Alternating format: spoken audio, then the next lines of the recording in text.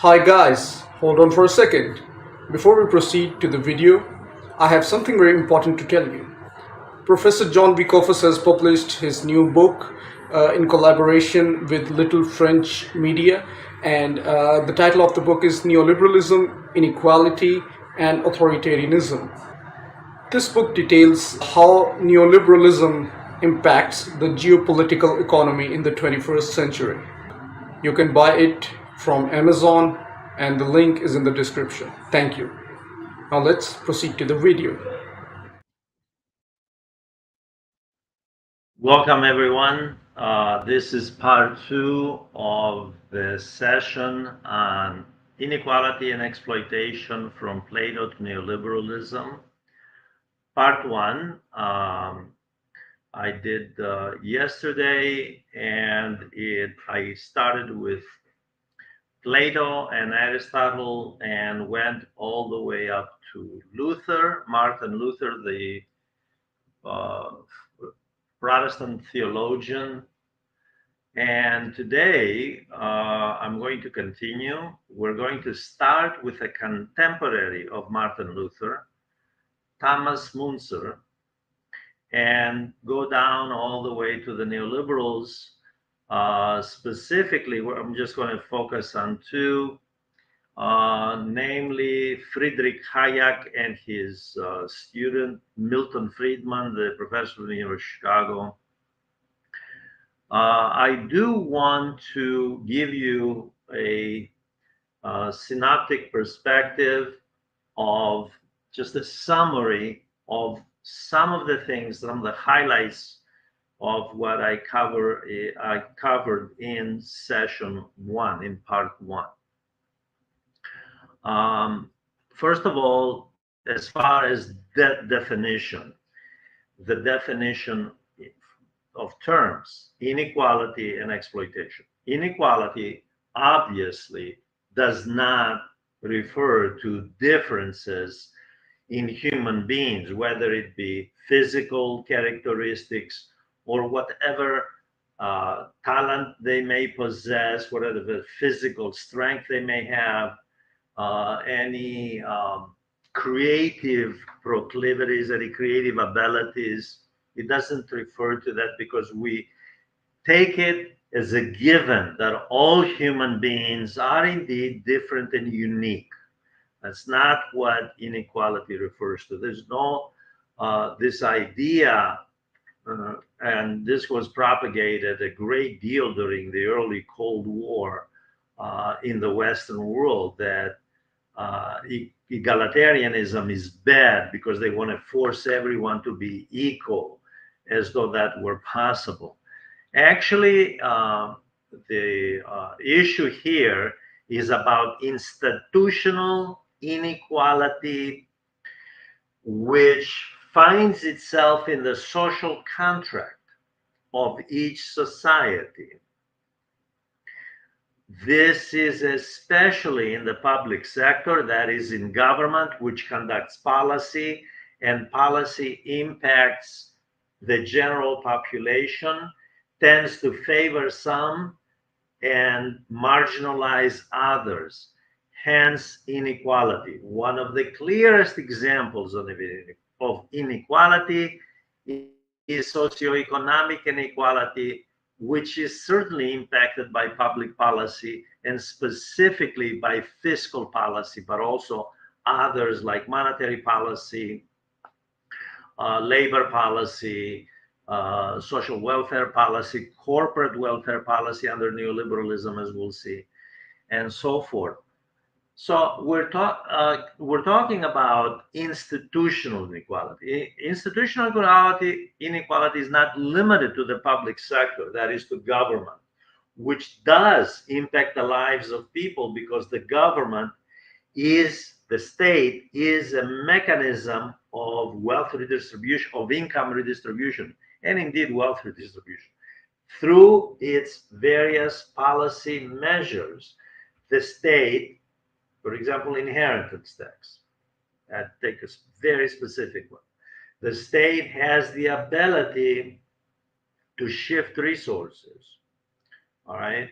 The state deciding to pour funding into low-cost housing, or the state deciding to pour funding into mega multi-billion-dollar pharmaceutical companies, despite the fact that they're profitable. All of this is a means, a mechanism of redistributing income. The state collects money and then redistributes it. The state, therefore, has the mechanisms to engender inequality. The state can also engender inequality by discriminating, marginalizing certain groups, whether it be migrant groups, whether it would be minority religious groups, for example. In India, let's take an example where especially the Muslim population has not always been the one that has benefited from the Hindu majority parties' political policies targeting for political reasons the minority population is a distraction, by the way, on the part of the government, so that the government can then focus on redistributing income to the upper income groups in that country. That's just an example.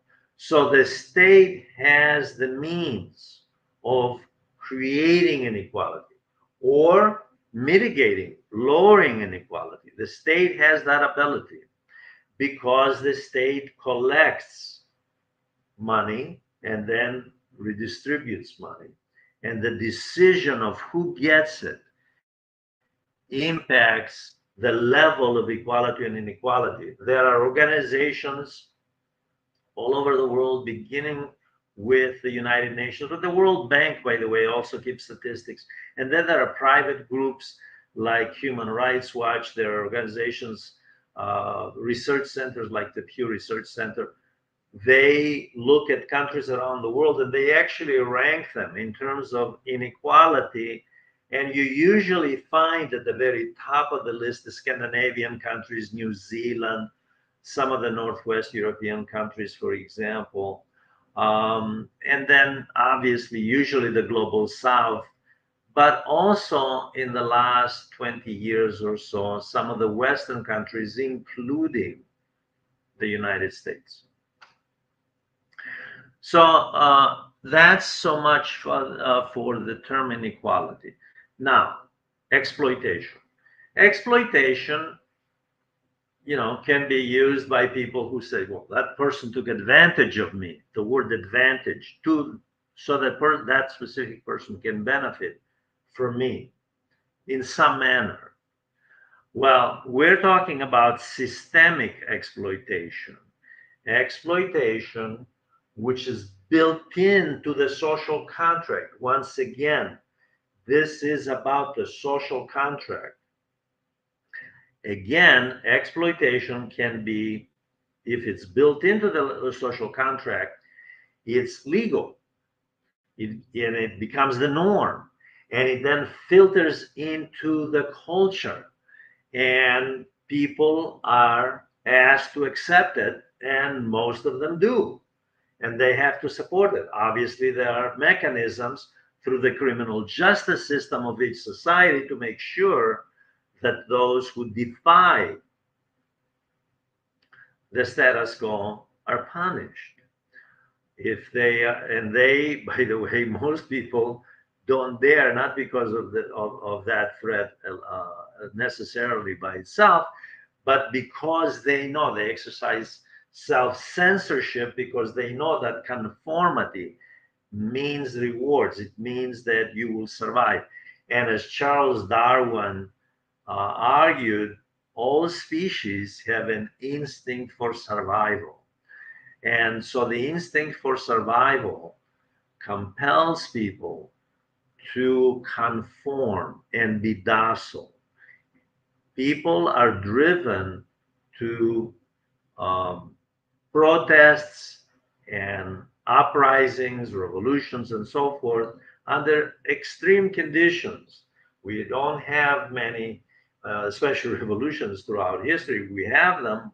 There have been a number of revolutions, but it's not a frequent event. People have to be they have to be exploited to an extreme degree and have to look at their lives and look at the lives of their children and have a sense of hopelessness that things are not getting better, they're getting worse, they're not likely to get better, so they hit the streets.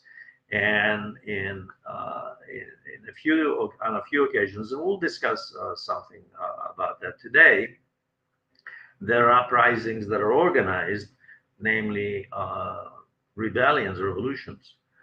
So that's on the term of exploitation. I do want to point out, as I stated in part one, that throughout history,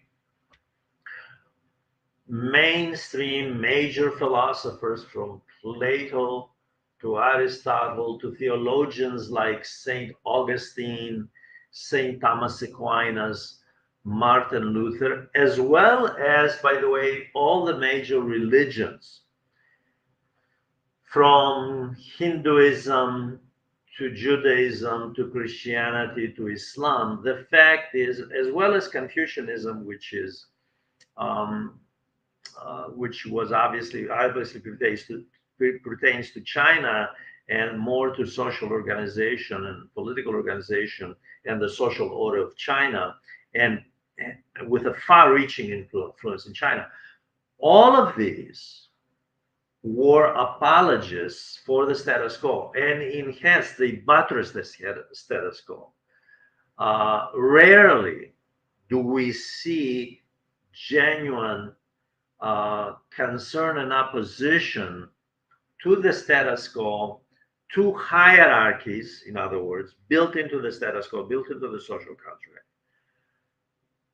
to elitism, elites, which by definition, when you have hierarchies and elites in a civilized society, in a society, it's in an organized society, right? And I mentioned this in part one, and I don't want to rehash this. I don't want to go back into this. But when you have that, that means that there is a group of people, invariably throughout history, a minority group, that derives the benefits as the privileged group or privileged order. And again, invariably, the majority, there's usually some layers or layer in the middle, and then the vast majority at the very bottom of the social ladder, and they are the most exploited. From in the ancient world, as I mentioned yesterday in part one, of course, we have slave owning societies, and slavery was ubiquitous, major institution in Greece as well as in Rome, obviously. In the Middle Ages, it was the serfs working for the lords, the large landowners, as well as the church, which was the largest as an institution, the largest landowning institution in Western Christendom, in Europe, in Western Europe, under Catholicism. So most thinkers, with the exception of very few throughout history, have been apologists for the status quo and have actually tried to present inequality exploitation. Not that they've celebrated, by the way. No one has come out and said, yeah, we're all for, in such blunt terms. They obviously point out that nature is unequal. Human beings, the animal kingdom, human beings are unequal. So it's only natural that there is inequality in society because it reflects nature. And if there is something innately in human beings, that is, there's something in them which propels them to excel because they have an artistic proclivity, a creative endeavor from which they benefit. That's why should society punish that? Let that person rise above everyone else. Obviously, again, that's not the issue. The issue here is state policy, which deliberately seeks to redistribute resources to advantage a small group of people, elites, versus the large majority. That's the issue. And it is also the legislative structure, the laws that are set up by those making the laws, benefiting a group of people at the expense of others. Therein rests the problem. So this is the issue here. Now, the way they have explained it, many philosophers and religious thinkers, theologians have explained it is this is for the best. This is for the best of society. Others, especially theologians, as I mentioned in part one, have said, well, human beings should really focus on spiritual equality and otherworldliness, on spiritual transcendence, and seek spiritual transcendence, satisfaction through that. Life isn't going to be, everybody's not going to be wealthy. We have to accept that.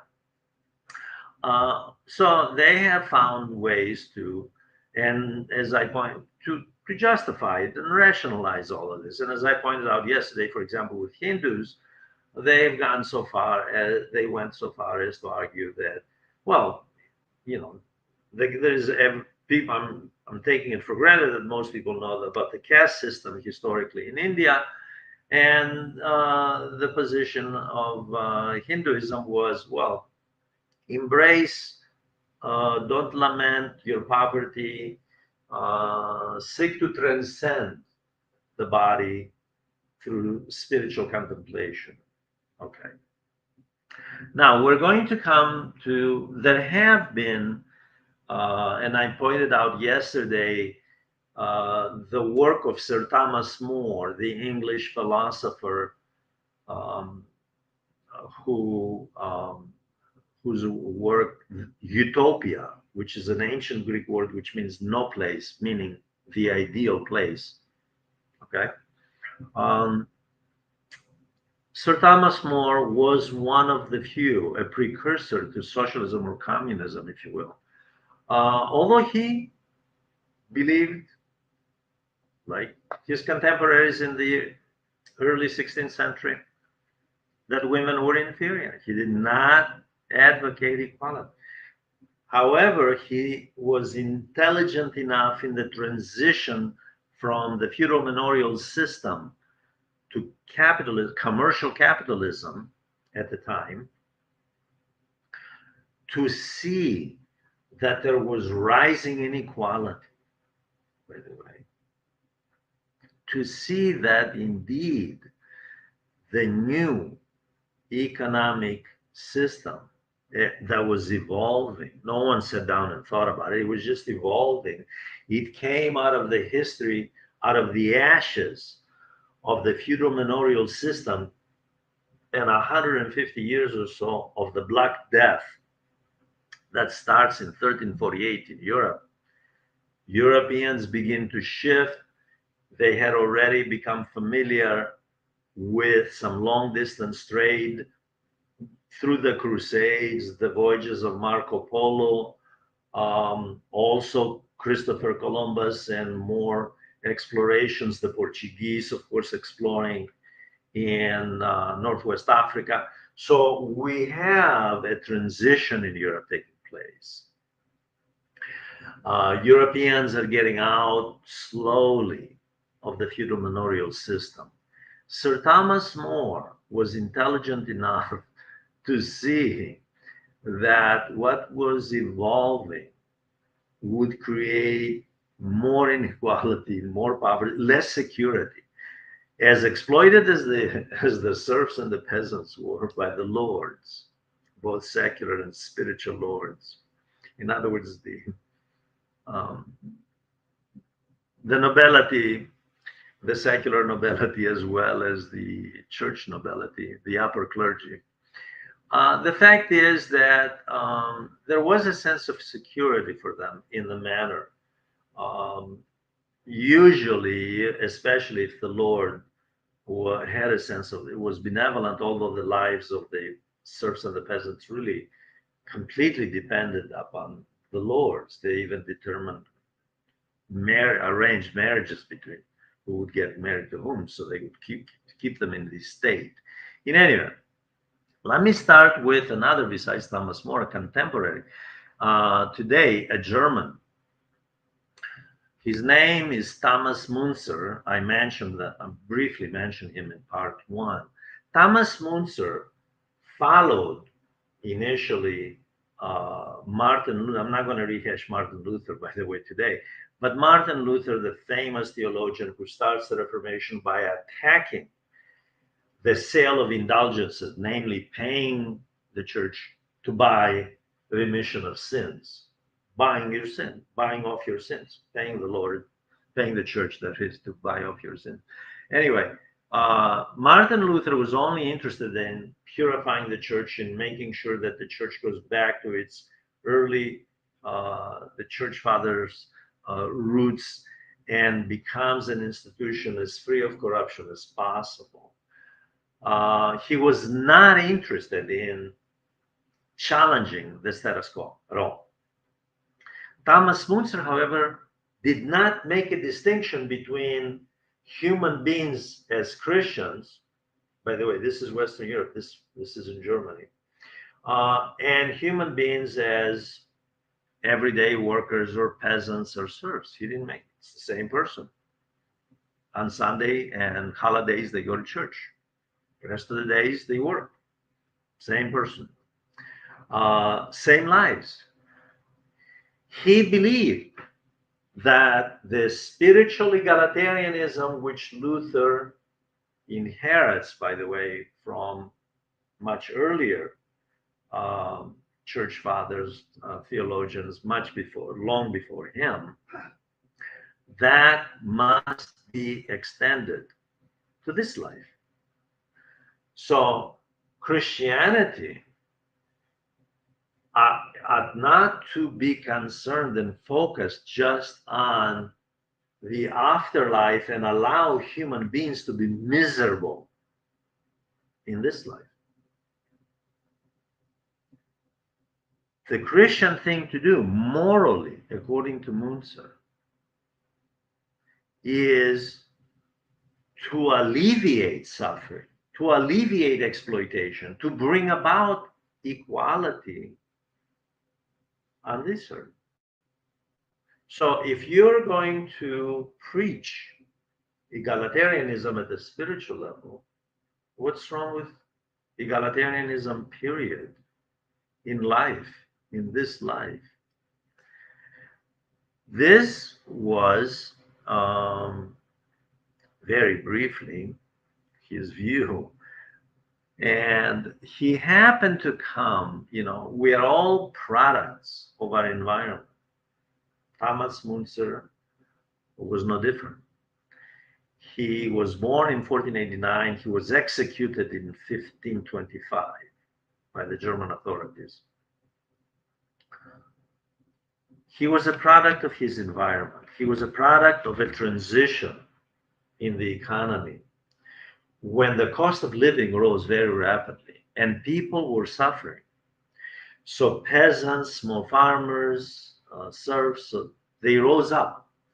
1524, 1525, there was an uprising. It's called the German Peasants' War. And this uprising, although it's called the German Peasants' War, was actually throughout East Central Europe, from Central Europe, from Germany to Austria to Switzerland to Alsace-Lorraine, that part between France and Germany up there. So there was actually wider scope of this. There was a wide impact of the German Peasants' War than just in one spot. The fact is that the conditions of the peasants and the serfs and the small farmers were terrible. As let me explain this because obviously this is very important. What happens, by the way, in Europe is there is a transition, and this is how capitalism starts. I don't know what you people have that how capitalism started, but actually capitalism starts with a transition of agriculture from subsistence to commercial, so that crops become commercial crops and they're sold for cash for trade. Okay, for about 1,000 years, the Europeans were in a subsistence economy. Most of what they produced stayed locally. They produced to survive for subsistence at the local level. This begins to change. And one of the reasons, again, there are a lot of coincidences. There's no time for me to go into all of this, but there is a lot of coincidences. One of the reasons for this turmoil is indeed the Black Death, which wiped out, I'm not going to guess because there are all kinds of figures, and I'm not going to guess which of the figures is correct, but anywhere from, let's say 20% to 35%, somewhere in there, of the entire European population. Less and less is, by the way, is obviously those of you who studied epidemics, that each wave takes fewer and fewer victims. The first wave was the strongest, and fewer and fewer, and people eventually develop immunities to these things, to this, to the Black Death. Thomas Müntzer led the peasants, and unfortunately, he had Martin Luther as at the other end with the nobility, the landowning nobility, and with the upper clergy, the bishops, the archbishops, the abbots in the monasteries. They were the large landowners. Martin Luther actually became very vicious against the peasants, against serfs, against small farmers, against anyone who defied the secular status quo, was not a conformist, because they were demanding equality, although Martin Luther is the one who unleashed all of this, by the way. Martin Luther unleashed all of this by advocating spiritual egalitarianism. And Thomas Müntzer, who was influenced by Luther, comes along and says, okay, fine, let's extend spiritual egalitarianism to material egalitarianism, to socioeconomic egalitarianism. Let's have egalitarianism in this world, in this life. Lessen the suffering, it is immoral. It's a moral issue. Poverty is a moral issue for the Catholic Church, by the way. Let's lessen the suffering of Christians, of human beings. Luther was adamantly against that. He did not want anything to do with this, and he called on the nobles to go and behead as many peasants, kill them, strike them down, and obviously the peasants lost the uprising. This was a major uprising. Again, this was 500 years ago. We don't know how many were killed, how many peasants were killed. The estimates range from at least 100,000, not just in Germany, but the other places I mentioned in Central Europe. At least 100,000, perhaps as many as 300, 350,000. It was a slaughter of peasants and farmers, small farmers and serfs. In the process, of course, they caught Thomas Müntzer. He was executed. There was no mercy for anyone. Now, to show you how exploitation and equality, and this was a movement for equality. This was a movement to end exploitation and to pursue equality 500 years ago. A movement that inspired future revolutions, by the way. After it was over, the nobility and the church proceeded to capture a number of these people who took part in the revolution and to seize their assets because they were revolutionary. They were revolutionaries. So the exploitation became even more, not less. Not only was there no concession to the peasants, there were workers also. I'm sorry for not mentioning. There were also workers involved in this, by the way. Sorry for not mentioning this. Um, Not only was there no concession to the masses, to working people in the countryside of the cities, they became the nobility, okay, supported by the capitalist class, a small capitalist class. This is pre-industrial Germany, and the church, the upper clergy, were very vicious toward these people. They were very punitive. They wanted even less equality and more exploitation. Thomas Muntzer's Thomas Müntzer became a legend, and obviously among these people, the movement became inspirational. There was no revolutionary movement comparable to this until the French Revolution of 1789. Nothing like this until then.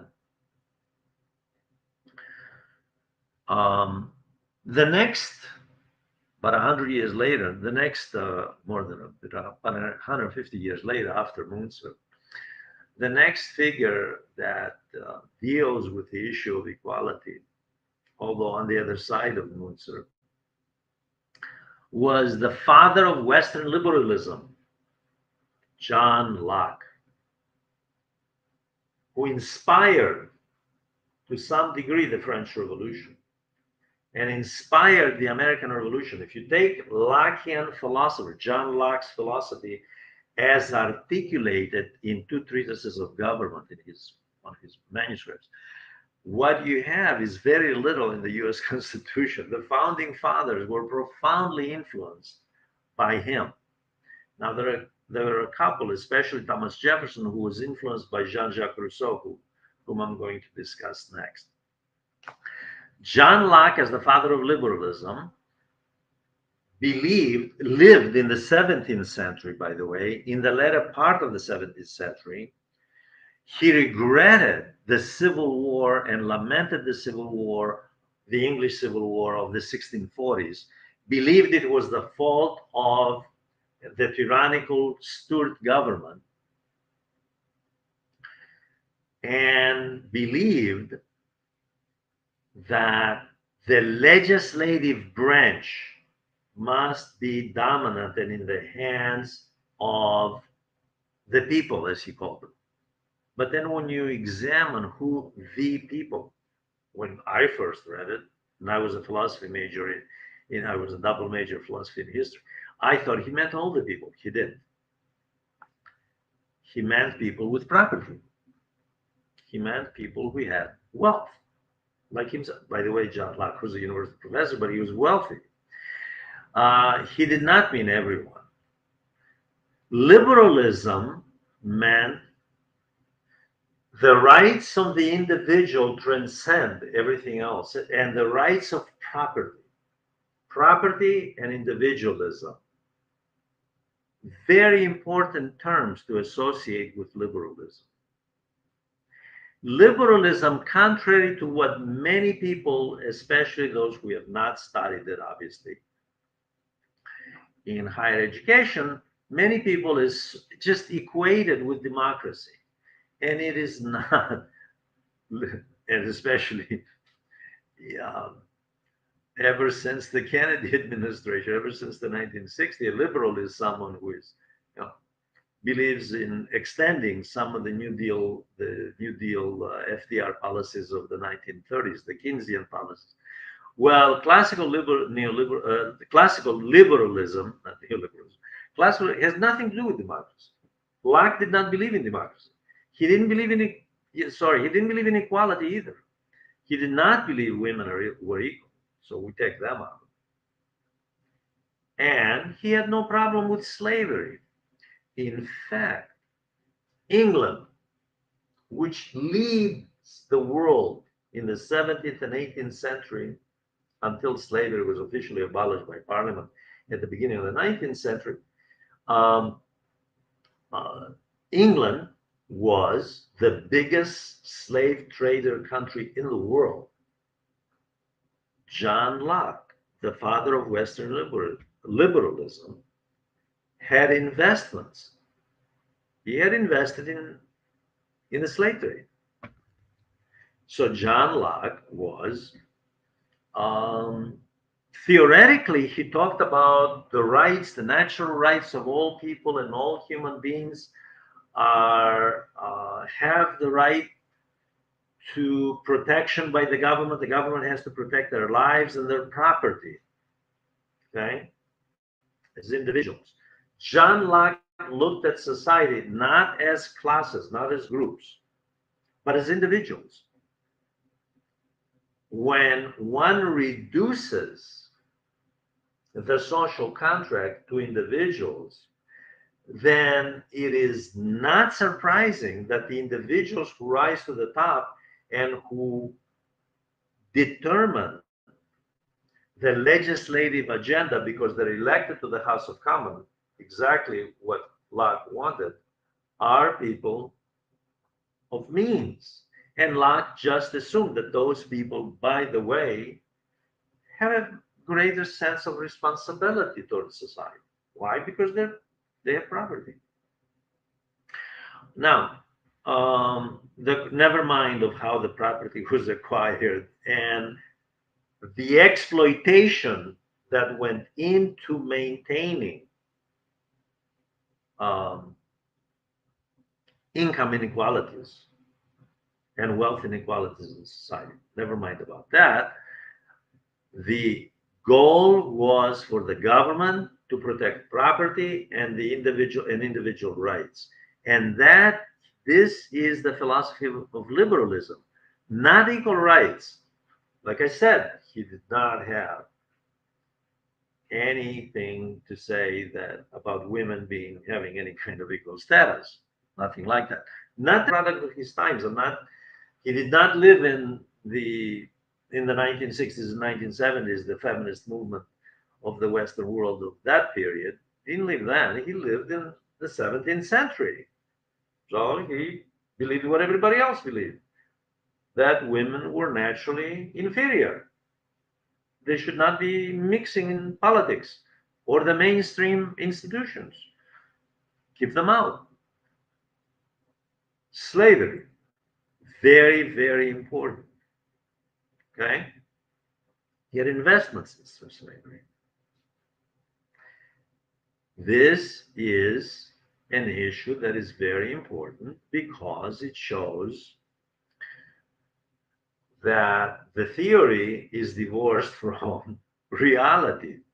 In reality, this individual was indirectly exploiting human beings, namely Africans, and making money from the labor of these people, okay? While preaching individual rights and the right of government and the obligation of government to protect the property. And by the way, slaves were property, legally property and life of the citizen. This is not to say, by the way, that John Locke did not make many positive contributions in the domain of epistemology. Epistemology in philosophy means the theory of knowledge. He did.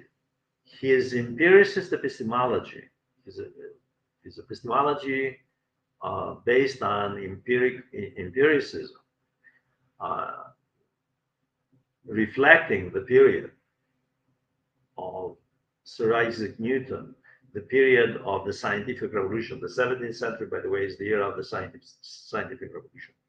This was a very positive development. Moreover, his liberal philosophy was a far better alternative than what his predecessor, Sir Thomas Hobbes, proposed in the 1640s. A philosopher, by the way, was much more pragmatic and realistic than Locke, but Thomas Hobbes believed that there must be some sort of an authoritarian regime to regiment the citizenry, which would often go out of control, as they did in the 1640s during the Civil War. So, no egalitarianism there either. So, you have basically an improvement here. Now, I want to move on after Locke to Jean-Jacques Rousseau, a century later. Very important figure, also influential in both the French and the American revolutions, just like Locke. Less influential than Locke, although Jean-Jacques Rousseau influenced Thomas Jefferson in the American Revolution. He influenced Maximilien Robespierre in the French Revolution, the more radical period of the French Revolution. Rousseau is a controversial figure. And by the way, I should point out straight out that there are people who attribute all kinds of, who really stretch the envelope when it comes to what Rousseau's philosophy, how it should be interpreted, how his political philosophy should be interpreted. Rousseau is famous for a number of books. One of the most important ones is The Social Contract, which, by the way, a theory which both Locke and Thomas Hobbes had alluded to. But Jean-Jacques Rousseau's book is entitled The Social Contract. Rousseau comes up in the 18th century. This is the period of absolutism in France.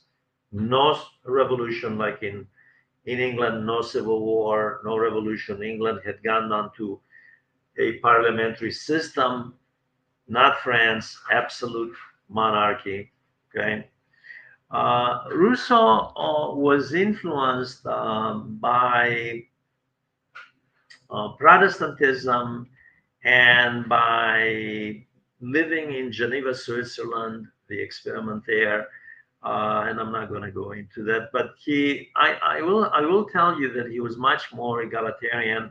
He did raise the issue of equality and exploitation in the social contract. This is the individual, and I mentioned him very briefly in the first part, who said that men are born free and everywhere they're in chains. This is the individual who believed that human beings by nature are rather content in their natural environment and relatively free and equal, but become enchained, if you will.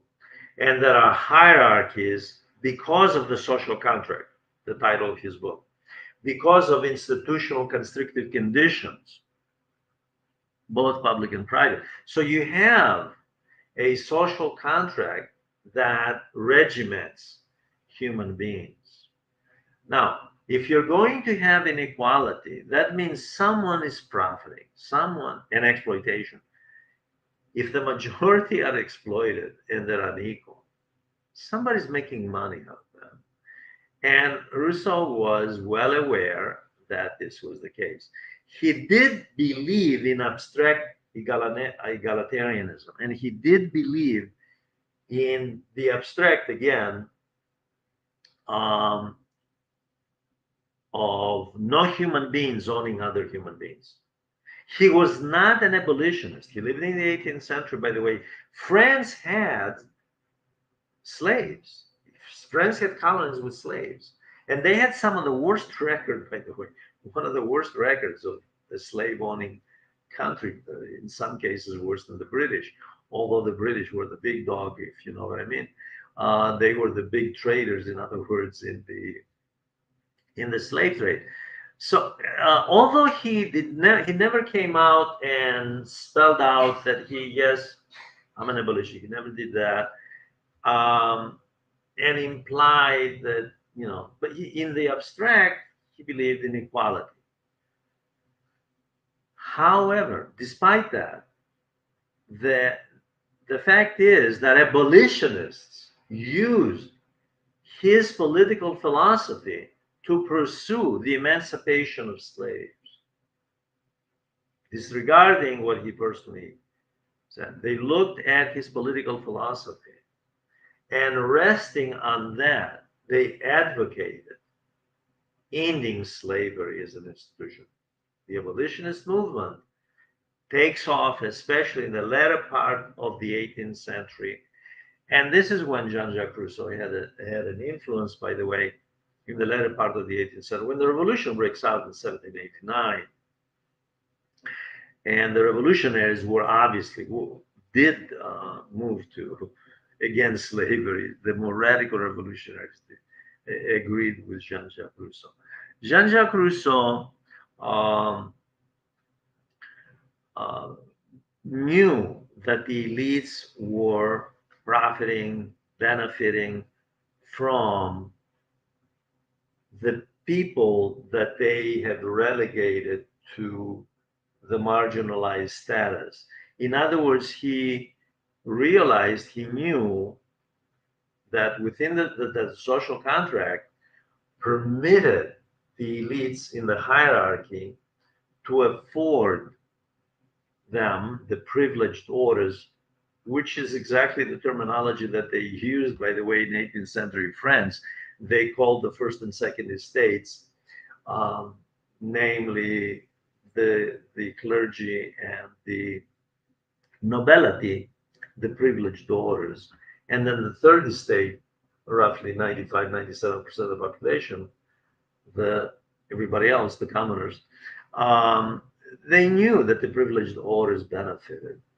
However, the capitalist class, it's the 18th century. England was industrializing in the 18th century. Capitalist class was also profiting. Commerce was taking off. Manufacturing was beginning in France, obviously in England, first in France, much slower pace. Banking, okay. So the bourgeoisie, the French word, which actually means town dweller, by the way. In other words, uh, the capitalist class, and the lower bourgeoisie, which Rousseau represented at this point. Actually, it just dawned on me. Rousseau represented. He did not represent the working class and the peasants, like Thomas Müntzer. He represented the lower middle class, by the way. His philosophy was geared toward them and influenced to some degree by Protestant thinking, Christian Protestant thinking. Whereas John Locke was a representative of the upper middle class, the capitalist class. So Rousseau was not a socialist. He did not represent the lower classes. Did not advocate any kind of a socialist egalitarianism. Although in the 19th century, by the way, he did influence socialists, anarchists, syndicalists, Marx and Engels. He influenced a great many intellectuals. Because he was a serious philosopher who brought out a great many issues about the role of the state, the role of the social orders, the functioning of society as an unequal mechanism and exploitation. And he lived in a country under absolutism, which of course, was tyrannical, politically tyrannical. People went to prison. People went to prison for criticizing the government. So Jean-Jacques Rousseau is a major influence and a departure somewhat from the liberal property and individualism. Rousseau was also interested in the group rather than the social class, rather than, although I'm not saying at all that he was a socialist and looked at in terms of class interests, but he was interested in protecting the interests of the masses more so than Locke. Locke was strictly, to him, society was composed of individuals, individuals, individuals. That's it. Um, Rousseau believed that the state had an obligation to protect the rights of those that were marginalized. So, in that respect, he moved forward from there. Now, there are people, I should tell you, because actually, some years ago, I belonged to an organization out of Stanford University, which is a group of international scholars. And a French philosopher wrote to me when I argued that Rousseau had done so much for social democracy, which is how I characterize him, an advocate of social democracy. You know, actually, you're wrong. Jean-Jacques Rousseau was a precursor of fascism. And there are people, by the way, who do believe that. It is true that Rousseau did make statements like man must be forced to be free, which is a contradiction in terms. You can force someone to be free.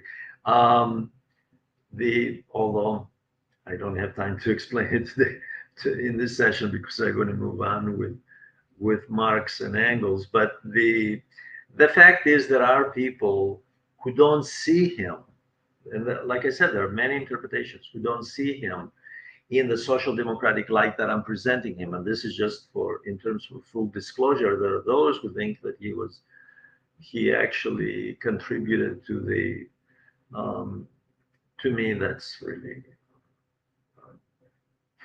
a huge stretch, but that's okay.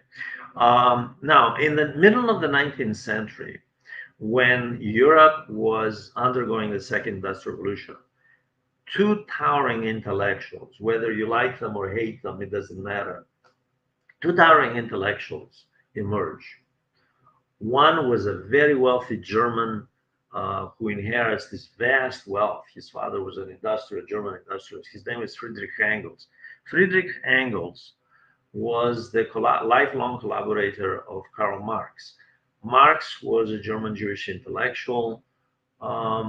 Obviously, together they collaborated on a number of books, and they both contributed to the ideology we call Marxism. In the 19th century, because of the change in the social structure as a result of the industrialization of society in Western Europe, more and more inequality takes place, rising poverty and rising exploitation. Hence, we have all kinds of varieties of socialism in the 19th century. This is scientific socialism, it's called, by the way, Marxism. We have utopian socialism, we have Christian socialism, all types of socialism. We have anarchists, we have syndicalists. So there are varieties of groups that emerge advocating equality, and they target, instead of looking at the middle class like John Locke, the upper middle class, Jean-Jacques Rousseau, the lower middle class, these people look at the working class, which becomes a huge, huge segment of society. In fact, those who have read the Communist Manifesto know that it was written at the request of a working class group, working class organization. Marx and Engels wrote it on behalf of them. And they wrote it in 1848. 1848 is a turning point in European history. Revolutions throughout the continent. Only England did not have. So all of the continent had revolutions, from Greece to all the way out to Western Europe, Northwest Europe. This is why the Communist Manifesto starts with there is a specter haunting Europe. the specter of communism. The word communism comes from the word commune, common, commune, which is self-explanatory. The idea here is that the mode of production creates inequality and exploitation. The mode of production of capitalism.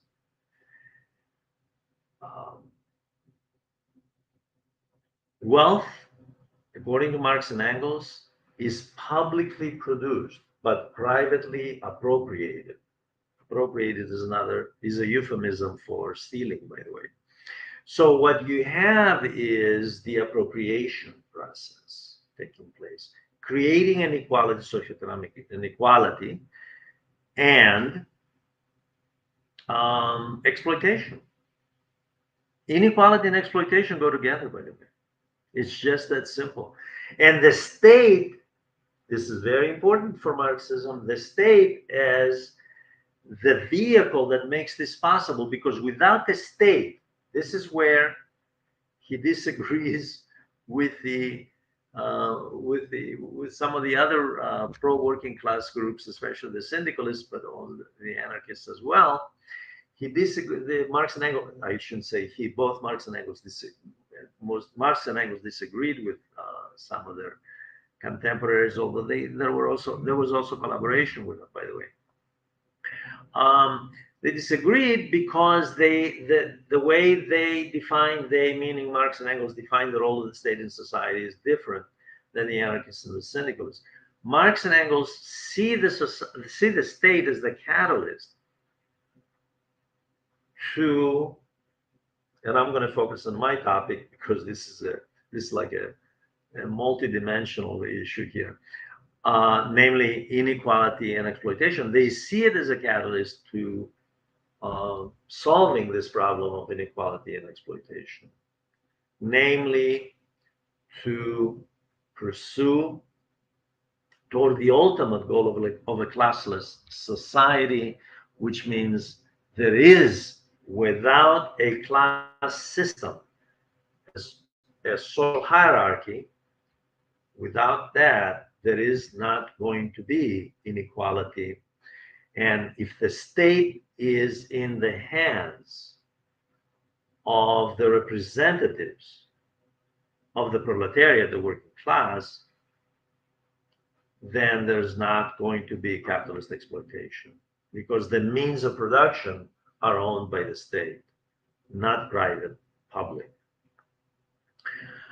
Marx and Engels, I remember when I first studied Marx and Engels, one of my professors, the professor I studied under, was in fact German, who did not like Marx and Engels. He hated Marx and Engels. And he said, lots of people, famous philosophers, sociologists, anthropologists, psychologists, economists, especially political scientists from the 19th century to the present, may not agree, he said, I don't agree, he certainly did not. But they appreciate the astute analysis of the institutional structure, how the dynamics of capitalism work, and why there is inequality and exploitation. In other words, he argued that from Joseph Schumpeter to John Maynard Keynes, I don't know if people are familiar with those names, but these are famous, towering political economic thinkers who actually were influenced by Marxism without being Marxists. They believe that, in fact, what we have is indeed sound analysis of what the problem is. They just didn't agree with the solution, namely the solution being communism. Okay, so I'm just passing that on just as an aside here. I'm going to skip, because we're up to the hour right now, 1 hour. I'm going to skip and come from Marx all the way to something completely different. And that is Friedrich Hayek, an Austrian thinker, political economist, and his student, the American University of Chicago professor Milton Friedman, whom, when I was in Chicago, I remember he was when when I was in graduate school, he won the Nobel Prize for Economics in 1976. When I was in the PhD program, that's he won that prize. Well, Hayek and Friedman represent the neoliberal philosophy. And the neoliberal school is the first, these thinkers, and I'm just going to mention these because there are a lot of them, by the way. These thinkers, contrary to those we have looked at from part one to this session here, part two, from Plato to Marx and so forth, and everybody in between, these are the first who actually celebrate inequality, hate equality, I mean, really detested equality, and believe that there's nothing worse than equality in society, and in their own way advocated policies to exacerbate inequality and exploitation, and expected citizens, human beings with rudimentary common sense to embrace all of this as though they're masochistic. Why? One goal alone: capital accumulation. For the sake of capital accumulation, sacrifice. Who sacrifices? Not the capitalist class. They're the beneficiaries. They are the beneficiaries of capital accumulation. Now, Friedrich Hayek detested not just Marxism and this is obviously, he emerges in the 1930s and really becomes prominent in the post-war period in the Cold War. Not just the Bolshevik Revolution and so forth, but he detested John Maynard Keynes, who was not a Marxist. He was influenced. He appreciated Marx and Engels' analytical brains, but he was not a Marxist. He believed in the capitalist system. But he believed in a capitalist system that was somewhat rationalized and with a social safety net, the social welfare state, which harmonizes society and lessens conflict and polarization in society by lessening inequality and exploitation. Hayek detested this individual, John Maynard Keynes. He thought he was not an intelligent individual at all, and his economics was a mesh. He was a mess, a mesh and a mess. So the Hayek comes along and ridicules social justice. Now, people are free to ridicule social justice. Social justice simply means that you at least don't enjoy, at the very least, the suffering of your fellow human being. You try to do something to alleviate poverty, to alleviate inequality, to alleviate the ubiquitous exploitation that's built into the institutional structure and the social contract, as Jean-Jacques Rousseau, who came long before Marx, by the way, argued. Okay? Not Hayek. Hayek thought it was horrible. He also believed that the state should not be doing anything to promote equality through the fiscal measures, through fiscal policy or monetary policy or labor policy or social policy like Social Security and so forth. But it should be dedicated to stimulating the growth of capital. At whose expense? That's the question. And for whose benefit? Again, his argument was that economic progress only comes through the pursuit of strengthening capital, and the role of the state is to strengthen capital. Hence the corporate welfare measures we have today. Hayek had a profound influence in everybody from Margaret Thatcher to Reagan, as well as his student, by the way, Milton Friedman, to the dictator down in Chile in the 1970s, Augusto Pinochet, where, by the way, Chile was the first country that neoliberalism was tested with the help of people like these, who met with him personally, by the way, and discussed how to create a more unequal society.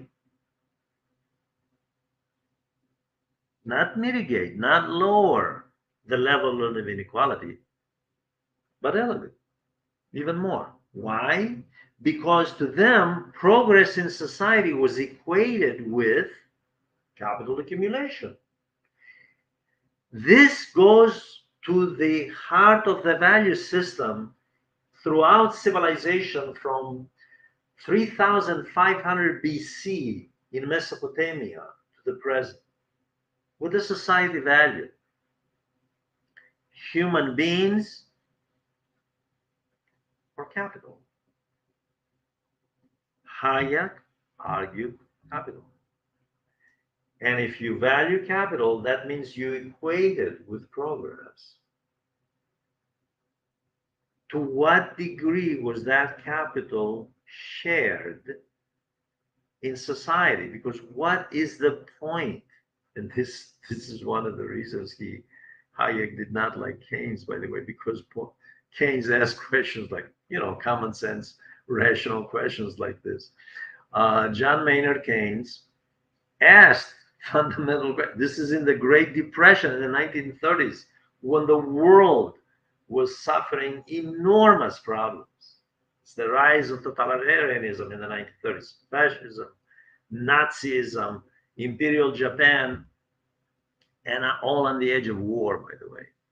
Because this is what these people do. When things get bad for them in the economy, they go to war. And then there's mass destruction. Okay. Let me move on to Friedman. Friedman, as I said, was obviously he's one of the major apologists of neoliberalism, did not believe in equality. He believed in inequality in everything. Helped to promote inequality in the educational system of Chile under Augusto Pinochet, by the way. Privatized. Take resources out of the public school system, pour them into the private system. Reshift resources. The charter schools in the United States, for example.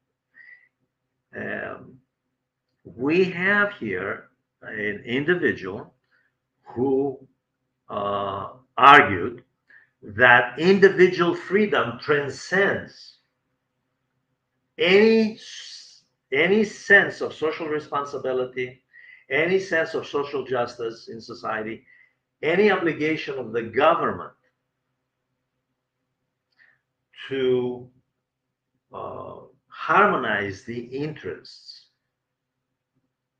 of the various social groups to have market equilibrium, so that we don't have the mess that, as John Maynard argued, the disequilibrium of the 1930s and resulting in the Great Depression.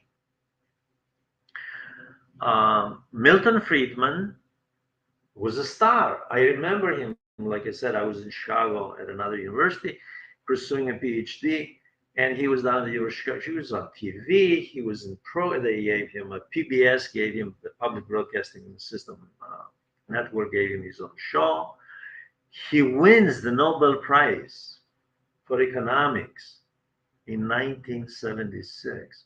His economic model was neoliberalism, promoting inequality and exploitation. He won the Nobel Prize. He taught at one of the biggest universities, one of the most prestigious, I should say, universities in the world. University of Chicago is a great school, by the way. I had friends there. I used to go down there,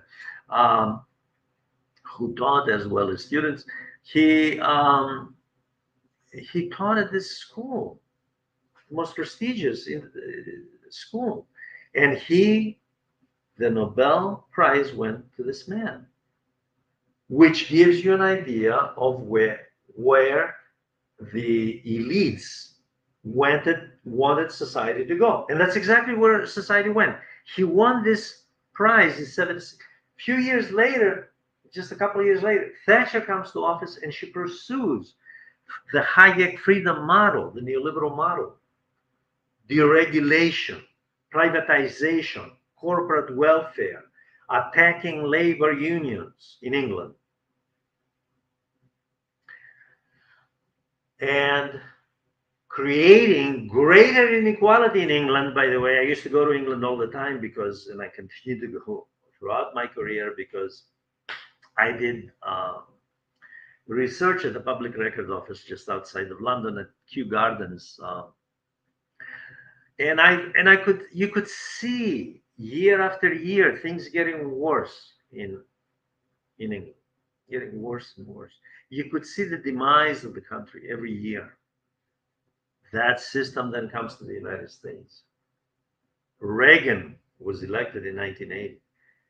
He takes the Hayek Friedman model, the neoliberal model, and again, I mentioned these two people, but there were many others that were involved in this, Buchanan, von Mises, many others. He takes the American government under Reagan, the GOP, the Republican Party, takes this model, adopts it. War on labor, especially trade unions, attack on collective bargaining, attack on labor strikes, attack on labor unions demanding fair wages and greater safety conditions at the workplace, and more corporate subsidies provided at taxpayers' expense to the largest companies. And of course, more money for defense. I forgot to mention this, very important. More money for defense. For that, there was always money, but not for social welfare programs, not for children's school lunches, and many children, minority and white in the United States, did not have adequate calorie intake in their daily lives. Cut those. Let people out of mental institutions. It's too costly to the taxpayer. Take that money, pour it into defense and to corporate subsidies. More inequality created, more poverty created, more homelessness created. This is what we have. I'm going to wrap it up by concluding, because I see I've been talking too long as usual, by giving you 5 conclusions of this 2-part series of the last 2,500 years on the issue of inequality and exploitation. The apologists of inequality from Plato, who, by the way, was very articulate, not to be compared with Hayek and Friedman, but nevertheless believe in hierarchy and inequality and exploitation. The apologists all agreed that inequality and implied exploitation were not necessarily by design. It was just nature. And if they were manifested in public policy and in society and institutions, that too evolved in a natural manner, because people are unequal by nature. So the nature argument is one. The second argument was the argument of harmony in society. It was argued that society needs harmony, and elites and hierarchy brings order and harmony in society. Plato, as well as Aristotle, did not like democracy. Not like democracy.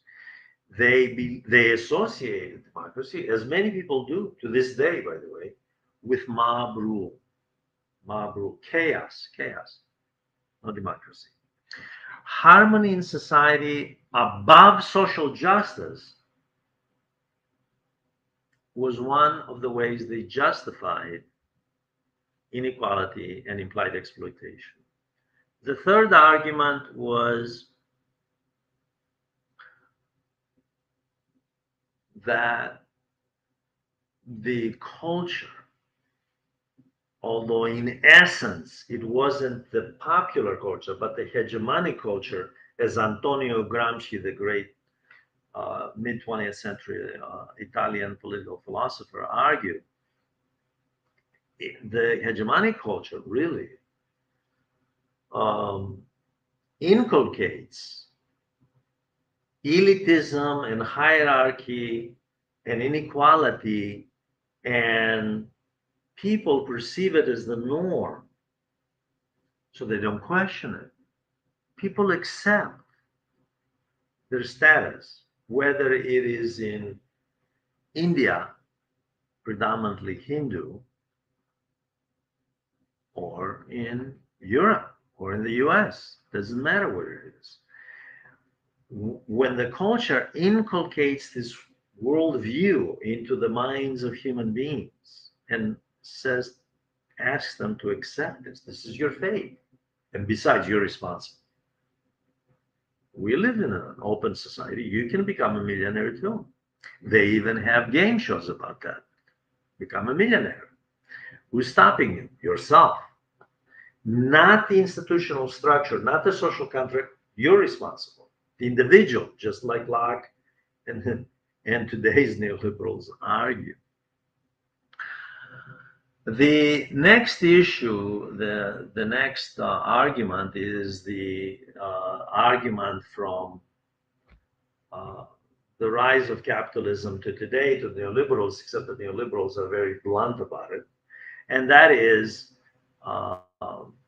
capital accumulation must not be hindered, and capital progress and economic progress must not be hindered because some idealist, someone with a utopian vision wants equality and to lessen exploitation.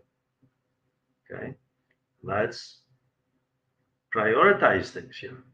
Let's look at what's important: a strong economy. Now, it just so happens that you can have a strong GDP, a good rising GDP, and not have social development and social justice, and have unevenness in society, because the majority are in fact near or below the poverty line, or right in other words, you have a large segment of the population that is not in the middle class, but rather from the working class, the lower working class down, with a small segment of the working class, what's called historically we call the labor aristocracy, that is making a good living, but constituting a small percentage of that. I do want to point out, as an aside here, because this just happened this week, this past week, that it is interesting that this argument has been made in the 500-year history of capitalism about capital accumulation. Because in the last couple of weeks, there was a big story in the news. The head of Tesla, the chief executive officer of Tesla, Elon Musk, wanted a pay package of 56 billion. Yes, not million, billion. And it's in the press. You can Look it up for yourself. The issue was up to the shareholders to vote, and they voted in favor to go along with the pay package. Now, it is just so happens that from my reading, at least 30 countries in the world have a lower GDP than the pay package of this individual. Out of 195 countries, about 30 lower GDP. And that's not even the worst of it. It just so happens that the average um, annual income of the people in the world, 8 billion people on this planet, and we include the billionaires, by the way, we have the lion's share of the wealth on this planet, is $13,000. $30,000 a year on a world scale. The pay package of this individual is 56 billion. So what we have here is an extreme example of how inequality goes out of control. This is not an issue of this individual or anyone specific. Doesn't matter. This is an institutional problem. The question is, what is the role of the state here? What is the state's role in coming along through fiscal policy and managing the economy for the good of society instead of that fourth justification that I mentioned of the apologists, which is capital accumulation associated with progress and civilization. Progress and civilization. So progress and civilization is now reduced to capital accumulation. It has nothing to do with sculpture or music or anything like that, any artistic endeavor or intellectual endeavors, nothing. It's all reduced to cash value, money, and concentrated money. The interesting thing, one reason I'm mentioning this, is because the mainstream press lightly criticized that most of them did not. Some of them actually praised this. Yes, he's well worth his money.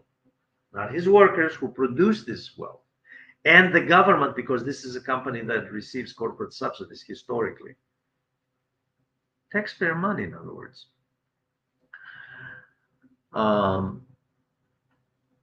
The last point I want to make is the neoliberal apologists, people like Friedman and Hayek, Buchanan, von Mises, others, which is that the world needs more inequality and more exploitation. They don't put it in those harsh terms, but in terms of the policies they propose, that's what they are proposing. They're proposing policies that would result in greater inequality, greater exploitation. And indeed, they're right in the sense that the world is not that that should be taking place. The right that the world is headed that way. We are living in a world of greater inequality and greater exploitation. And unfortunately, manifesting itself also through wars, which are, because foreign policy, and I've mentioned this in a number of other videos, foreign policy is an extension of domestic policy. And domestic policy, as well as foreign policy, is invariably determined by the elites. Some working stiff, a painter of a house, for example, they don't have any influence. The people who have influence in public policy are wealthy. Corporations and investors in large corporations, whether it's defense or any other corporation, right? Could be shipbuilding company, it doesn't matter what it is. So unfortunately, the neoliberals are correct insofar this is where the world is headed, toward more inequality, more exploitation, and authoritarianism. I thank you very much for listening. I invite your participation, your comments, and I look forward to another session next time. I have no idea about what topic, but we'll come up with something. Thank you. Thank you for listening. Bye bye.